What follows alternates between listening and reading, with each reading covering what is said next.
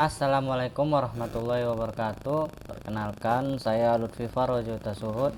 Saya mahasiswa dari Universitas Pembangunan Pancabudi Medan di Fakultas Sains dan Teknologi di program studi Agroteknologi semester 3. Di video kali ini saya akan membahas beberapa penyakit yang menyerang tanaman dan gejala serangannya pada tanaman. Untuk mempersingkat waktu, mari kita langsung saja ke penjelasannya.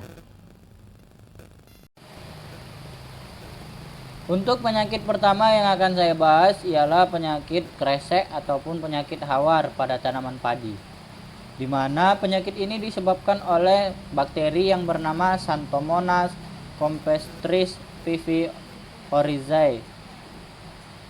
Mana penyakit ini sangat berbahaya karena penyakit ini dapat menyebabkan kebusukan pada tanaman padi sehingga menyebabkan kematian dan menyebabkan kerugian. Di mana bakteri ini juga sering disebut sebagai bakterial leaf blight. Kenapa dibilang dia leaf blight? Karena dari strukturnya tanaman yang diserang akan berwarna kecoklatan muda bergelantung gitu, seperti keputih-putihan. Dia bentuknya seperti daun padi yang sudah tua, tapi dia tergelantung gitu, berwarna ada keputih-putihannya. Nah, di sini saya sudah mengambil sampel padi yang sudah terkena penyakit Xanthomonas.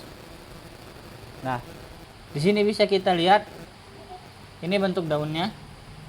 Yang saya bilang tadi bergelantung, warnanya coklat tua, akan tetapi ada putih-putihnya, seperti warna putih yang terjadi pada ulat daun pisang warnanya. Ini putihnya itu menggelantung warnanya.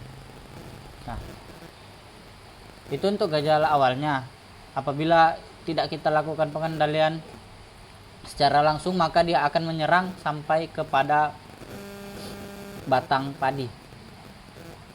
Batang padi akan berwarna kecoklatan sehingga terjadi pembusukan.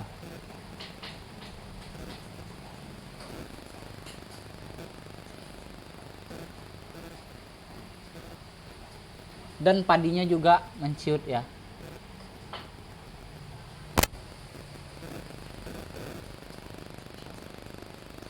Penyakit ini sangat berbahaya apabila tidak langsung kita kendalikan. Kita bisa mengendalikannya dengan cara yaitu tentunya kita harus melakukan sanitasi lahan dan sanitasi tanaman inang. Maksudnya tanaman inang yang sudah terkena itu harus kita cabut dan kita pisahkan dari tanaman yang belum terserang. Kemudian kita juga bisa menggunakan varietas yang tahan terhadap penyakit dari Xanthomonas ini sendiri. Kita juga bisa menggunakan Agnesia hayati dan Agnesia nabati. Apabila penyakit ini sudah terlalu menyebar, maka langkah selanjutnya yang harus kita lakukan adalah melakukan penyemprotan pestisida baik organik maupun kimia. Untuk penyakit selanjutnya yang akan saya bahas ialah penyakit antraknosa yang terjadi pada kacang panjang, di mana penyakit ini berasal dari bakteri yang bernama Colectricum lindemuthianum, di mana penyakit ini sebenarnya bentuknya hampir sama seperti penyakit layu pada kacang kedelai. Hanya saja bedanya, kalau untuk dia di sini bentuk dari bintik-bintiknya itu lebih besar, lebih terlihat jelas dengan mata. Penyakit ini juga menyebabkan kematian pada tanaman apabila tidak cepat ditangani. Nah, bagaimana cara pengendaliannya? Cara pengendaliannya bisa dilakukan dua, yaitu pengendalian kimiawi dan pengendalian hayati. Sini saya sudah mengambil daun yang terkena penyakit itu.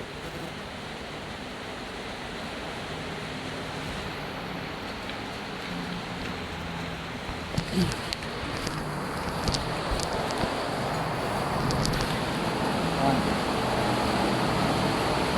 di sini bisa kita lihat dengan jelas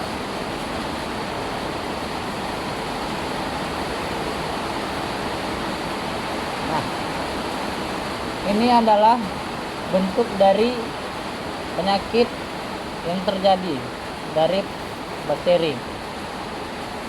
Awalnya dia akan berbentuk hitam, kemudian lama kelamaan akan menjadi layu dan akan menjadi bolong-bolong.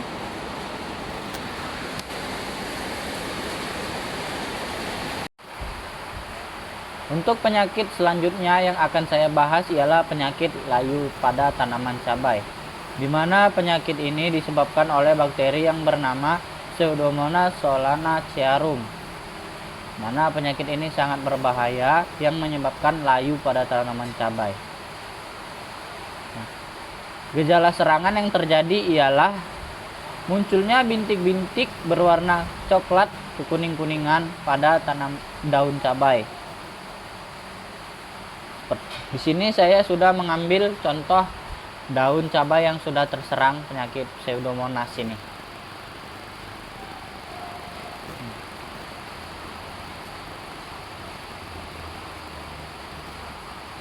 Di sini terlihat ada bercak-bercak berwarna hitam kecoklat-coklatan.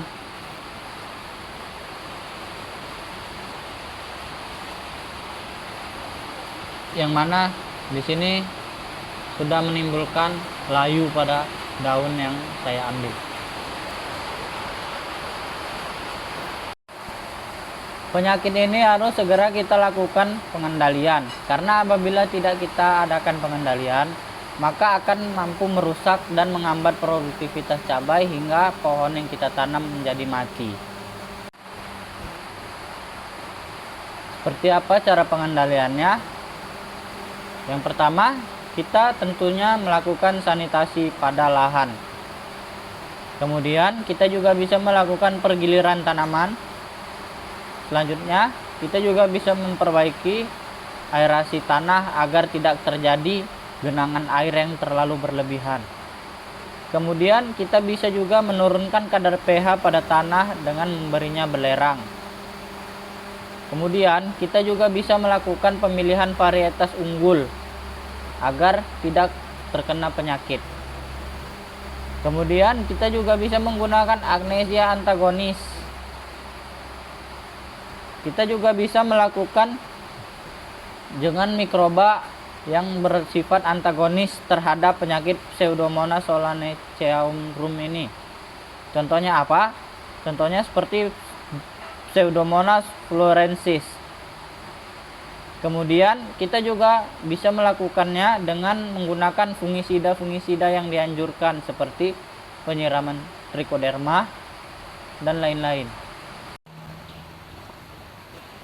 Untuk penyakit selanjutnya, sini saya akan membahas penyakit layu atau hawar pada tanaman kedelai. Di mana penyakit ini disebabkan oleh suatu bakteri yang bernama Pseudomonas, di mana bakteri ini sangat berbahaya. Gejala serangan yang terjadi pada penyakit Pseudomonas ini ialah munculnya bintik-bintik berwarna kecoklatan pada daun kacang kedelai. Di sini saya sudah mengambil sampel daun kacang kedelai yang terserang penyakit Pseudomonas. Nah, bisa kita lihat di sini ada bintik-bintik berwarna coklat kehitaman.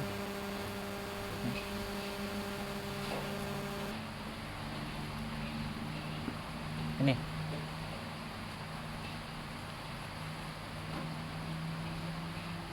Nah, jadi bentuknya seperti itu, di mana bakteri ini lama-kelamaan akan menembus permukaan daun dan akan merujuk ke bawah bagian daun yang akan menjadi berwarna kekuningan dan akan menjadi layu yang menyebabkan kematian pada tanaman. Daun kedelai yang sudah terserang Pseudomonas ini lama-kelamaan akan menjadi layu dan akan mengalami kematian. Oleh karena itu, kita harus melakukan pengendalian terhadap penyakit ini.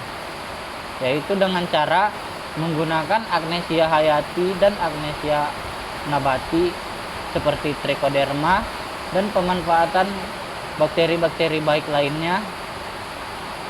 Kita juga bisa melakukan penyiraman atau penyemprotan bahan-bahan kimia apabila penyakit ini sudah menyebar terlalu luas.